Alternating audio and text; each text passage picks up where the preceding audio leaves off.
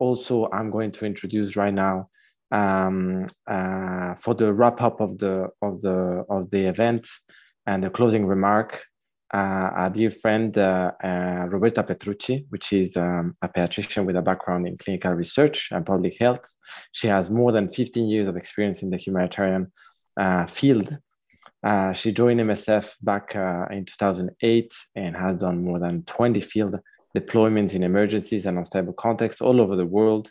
She has a master's degree in pediatric tropical medicine, and she is the leader of the Médecins Sans Frontières International Pediatric Working Group, for which she has been a member since 2010. The Pediatric Working Group is behind the scenes of these Paediatric Days and has been supporting and organizing these events since 2016. So I'm going to give the floor to Roberta, and I'm going to give some points at the end of her talk.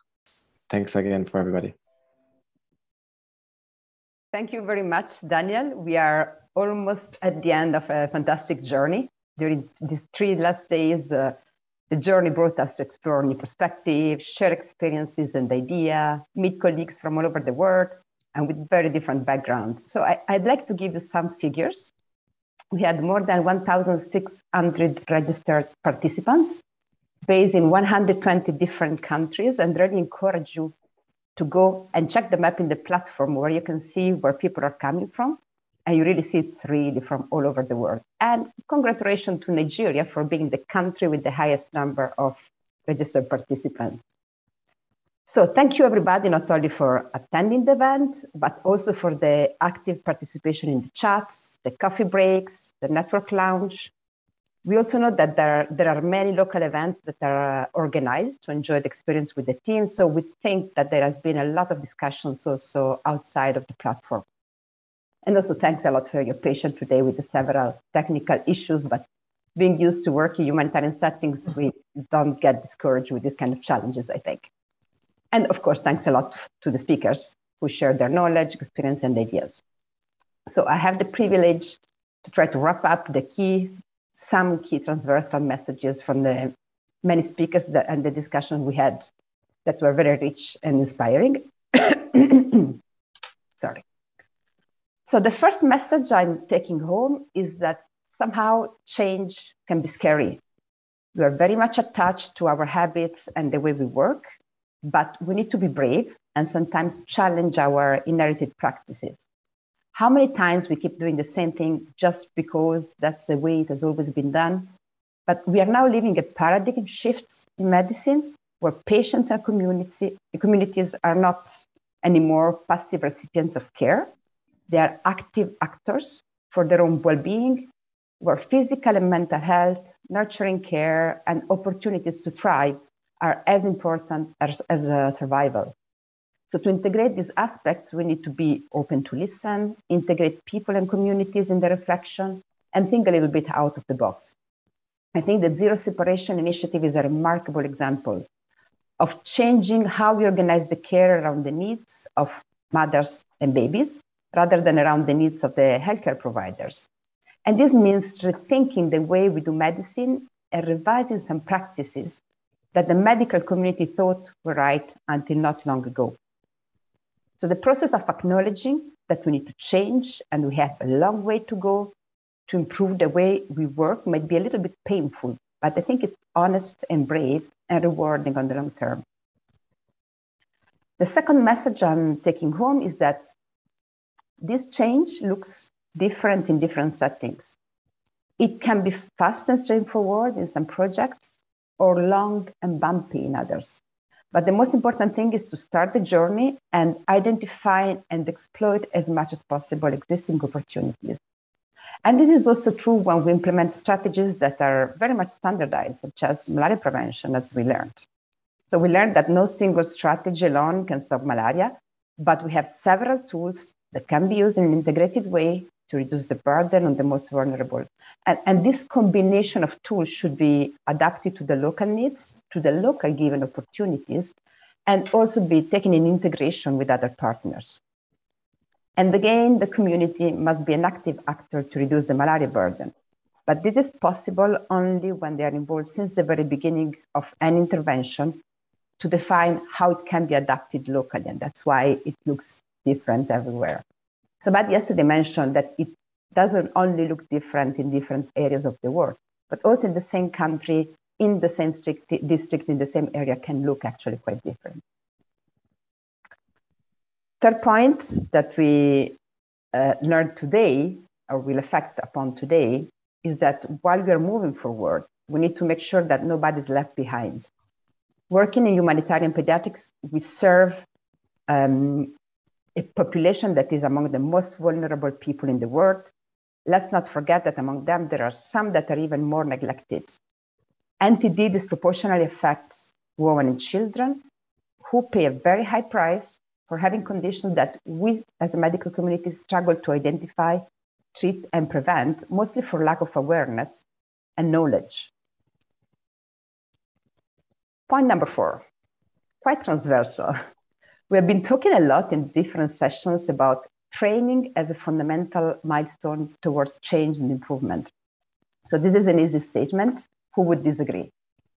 But I think we are going an extra step on the way that the learning experience is conceived and organized. A lot of learning projects that were presented, the simulation, the e-round, neonatal e-learning, but I would also add that the community of practice as a learning experience are really trying to increase the offer and the variety of methodologies used with a common point. So the learner should be the main actor and not just a passive recipient. And the learner should be able to choose the best way for him or for her to learn. And we also want to empower and keep the learners to bring back this knowledge and ideas to their own project and contribute along with the team to change and improve quality of care. Point number 5, the last one, climate change is not only real, as we know very well, but is having effects that are already tangible and evident in our daily life in many different ways, as we heard in the last 3 days, with massive impact on health and well-being of the communities we serve. And we need to look at our reality with new awareness. This might feel, or at least for me, it feels extremely overwhelming. And we might think that climate change can only be addressed at a high institutional level. Or at least I thought until yesterday. But actually we learned by listening to our speakers that there is a lot we can do at individual and project level, starting from being aware of the problem and the many ways we can act to mitigate, prevent, prepare, and respond to it. And they also believe that MSF also play an important role in defining low-cost and testing on the field, low-cost interventions that can reverse the effects of climate change on child health. So we are at the end of this 5th edition of the Paediatric Days, but the journey doesn't finish today. So in the next few days, we will all go back to our work, probably for some of us in the next few hours, we will go back to our work with new ideas that we can share with our teams and maybe already put into practice. And I like to think that each of us can champion the change in our own working place.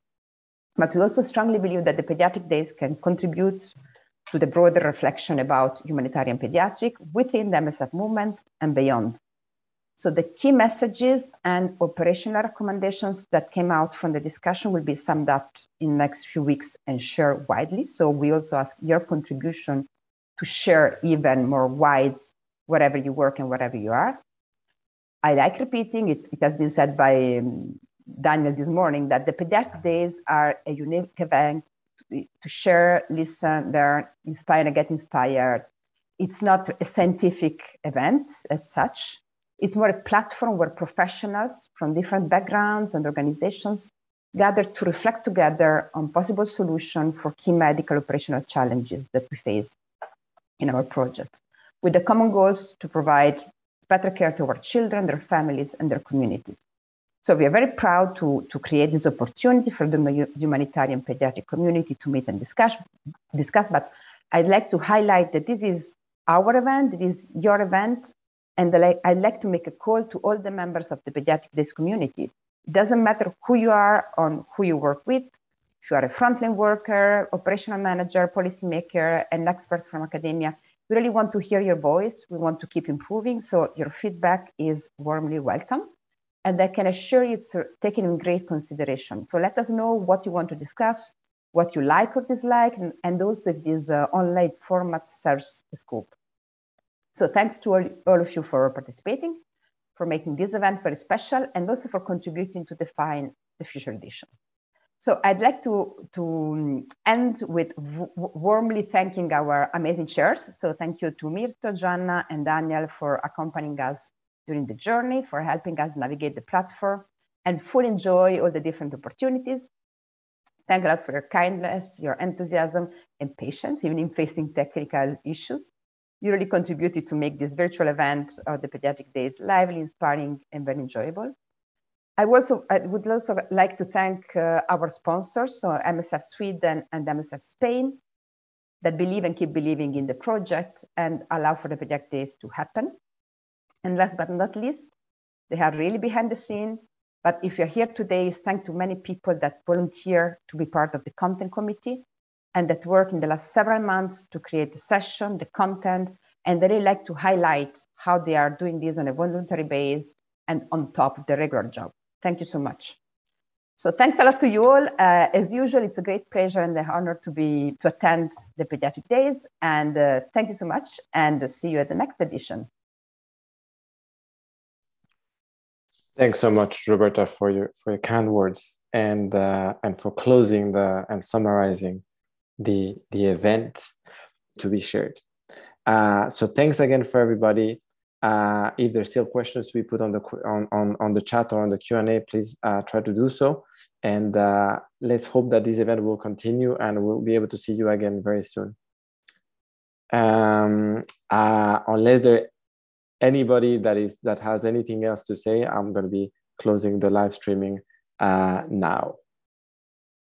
Thanks a lot.